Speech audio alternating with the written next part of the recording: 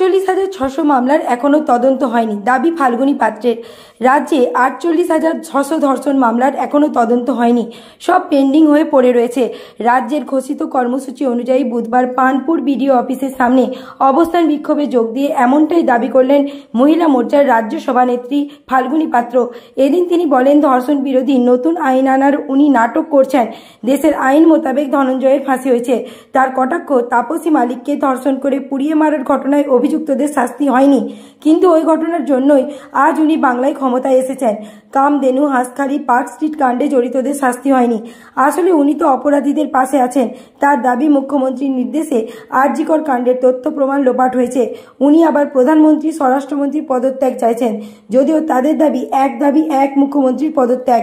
এদিনের বিক্ষোভ কর্মসূচিতে হাজির ছিলেন বিজেপির ব্যারাকপুর সাংগঠনিক জেলা সভাপতি মনোজ ব্যানার্জি। ব্যারাকপুর থেকে বিশ্বজিৎ নাথের রিপোর্ট, বাংলা এমজি নিউজ। তার কেউ নয়, বারবার তার বাবা মা বলা সত্ত্বেও যে আজকে বডিটা রেখে দিন, তারা রাখেনি। এই শ্মশানে দুটো বডি আগে ছিল, সেই দুটো বডিকে তারা রেখে দিয়ে এই বডিটাকে আগে জ্বালিয়ে দিল কেন? তথ্য প্রমাণ লোপাটের।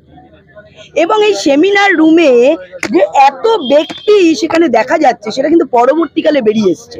এটা কিন্তু কোনো পুলিশ, কোনো তদন্তকারী সংস্থা, কোনো হসপিটাল কর্তৃপক্ষ তারা বলেনি। তো স্বভাবতই প্রত্যেকটা ক্ষেত্রেই আমরা দেখতে পাচ্ছি যে সমস্ত এই ধরনের ক্লুগুলোকে তারা নষ্ট করে ফেলেছে এবং তথ্য প্রমাণ লোপাট করার চেষ্টা করেছে। এবং 14 তারিখে যেভাবে আরজি করে হুলিগ্যান্সটা ঢুকে গেল। আপনারা জানেন, আমরা ভারতীয় জনতা পার্টি যে কোনো প্রোগ্রাম করতে গেলে আমরা ধর্ণা করি, আমরা মিছিল করি, আমাদের হাইকোর্ট থেকে পারমিশন নিতে হয়।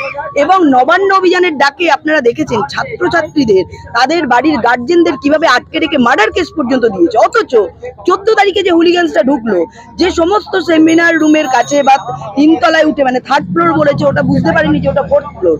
ওরা 3rd ফ্লোরকে একদম তছনছ করে দিয়েছে, ইমার্জেন্সি ভাঙচুর করে ফেলেছে। সে তো আপনার ট্যাক্সের টাকায়। তো তাদের কাদের ধরেছে, তার বিষয়ে তদন্ত কি করেছে, তার বিষয়ে কই সুপ্রিম কোর্ট গেল না। তো ছাত্র আন্দোলন যে করেছিল তাকে সাজা দেওয়ার জন্য সুপ্রিম কোর্টে গেল, অথচ যারা যে হুলিগ্যান্সরা ঢুকে সমস্ত তথ্য প্রমাণ লোপাট করে দিতে চাইলো, ওই তার বিরুদ্ধে তো গেলেন না।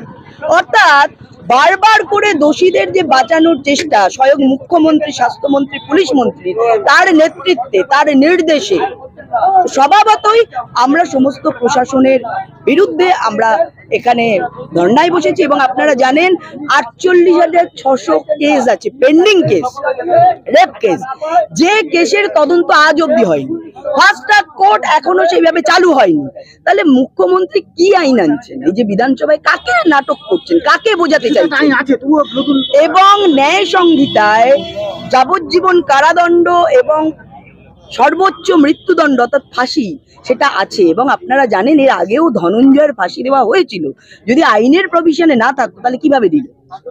তার মানে আপনারা দেখতে পাচ্ছেন। এবং আরেকটা বলি, যে তাপসী মালিককে নিয়ে তিনি সরকার পরিবর্তন করলেন, যে তাপসী মালিককে রেপ করে পুড়িয়ে দেওয়া হলো, তাকে যারা হত্যা করলো তাকে শাস্তি দিয়েছে মুখ্যমন্ত্রী? বলুন তো, হয়েছে শাস্তি? আপনারা শুনেছেন কেউ?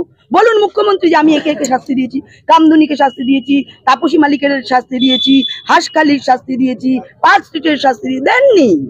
উনি কোনো দোষী, কোনো বোমাবাজ, কোনো খুনি, কোনো দুর্নীতিগ্রস্ত এদের পাশে উনি আছেন। উনি গুন্ডা কন্ট্রোল করতে ভালোবাসেন, কিন্তু সাধারণ মানুষ এবং এইখানে যে মায়েরা আছে, পশ্চিমবঙ্গের মায়েরা আজকে নির্যাতিত, মাটি আজকে রক্তাক্ত। তো স্বভাবতই আমরা তার জন্য এখানে ধর্নায় বসেছি, আমরা অবস্থানে বসেছি। এটা চলবে এবং এই আন্দোলন আরো তীব্র থেকে তীব্র।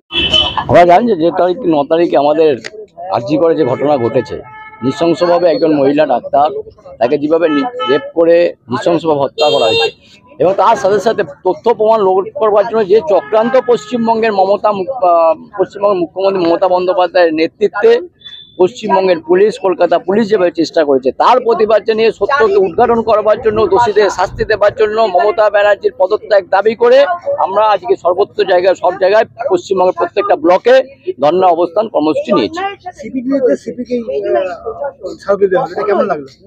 দেখুন, এটা এই যে পশ্চিমবঙ্গের যদি তার বিন্দুমাত্র লজ্জা থাকতো, আজকে মেরুদণ্ডের একটা স্যাম্পেল মেরুদণ্ড রেখে তার কাছে, সে মেরুদণ্ড রেখে তাকে তার সামনে এবং তাকে পদত্যাগ করার দাবি জানিয়ে তাকে স্মারকলিপি দিচ্ছে আজকাল জুনিয়র ডাক্তাররা। তার যদি সামান্যতম বিবেকবোধ থাকতো, বিচার বুদ্ধি থাকতো, মেরুদণ্ড থাকতো, তাহলে আমার মনে হয় তিনি কালকেই রিজাইনটা দিয়ে দিতেন। দেখুন, এই সরকারে যারা আছেন প্রত্যেকটা সরকারের, এই পশ্চিমবঙ্গ সরকারের প্রত্যেকটা আমরা থেকে শুরু করে পশ্চিমবঙ্গ সরকারের প্রত্যেকটা যে মন্ত্রী, তারা প্রত্যেকে কান কাটা নাক কাটা। তাদের কাছে বিচার বুদ্ধি আশা করা আমাদের কাছে মনে হচ্ছে আমাদের সেটা সম্ভব নয়। তো স্বাভাবিকভাবে তাদের মনে হয় না যে তাদের এই বিচার বুদ্ধিটা আছে, যে বাংলার মানুষ আজকে যেভাবে রাস্তায় নেমে পড়েছে, এই পরিস্থিতির তৈরি সৃষ্টি হয়েছে, যেরকম পরিস্থিতি সৃষ্টি হয়েছে, তাতে অবিলম্বে কলকাতা পুলিশের নগরপাল তাকে পদত্যাগ করা উচিত।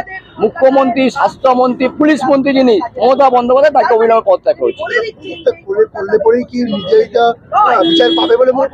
দেখুন, যারা চেষ্টা করেছেন নির্যাতিতা যে ঘটনা ঘটেছে সেটা তথ্য প্রমাণকে লোপাট করবার জন্য, তারা সেক্ষেত্রে দোষী এবং বিরাট পরিমাণে দোষী।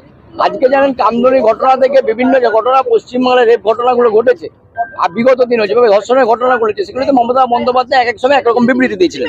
কারো সম্বন্ধে চরিত্রের সম্বন্ধে দিয়েছিলেন, কাউকে বলেছিল এটা অন্যরকম ঘটনা আছে। তো আজকে মমতা বন্দ্যোপাধ্যায় প্রত্যেকটা ঘটনা চেপে দেওয়ার চেষ্টা করেছিলেন। তিনি কামদুনির ঘটনা সম্বন্ধে বলেছিলেন আমি তাদেরকে ফাঁসি দেওয়ার ব্যবস্থা করব, আর আজকে পশ্চিমবাংলার সরকার তাদেরকে কি করেছে, আজকে তারা হাইকোর্টে খোলা ছুট পেয়ে গেছেন, নির্দোষ প্রমাণিত হয়ে গেছেন। এখানটায় তিনি বলছেন জাস্টিস ফর আরজিকর, মমতা বন্দ্যোপাধ্যায় চিল্লাচ্ছেন, অথচ সুপ্রিম কোর্টে গিয়ে 40 লক্ষ টাকা 30 লক্ষ টাকা খরচা করে উকিল দাঁড়াচ্ছেন যাতে করে তারা জাস্টিসটা না পান।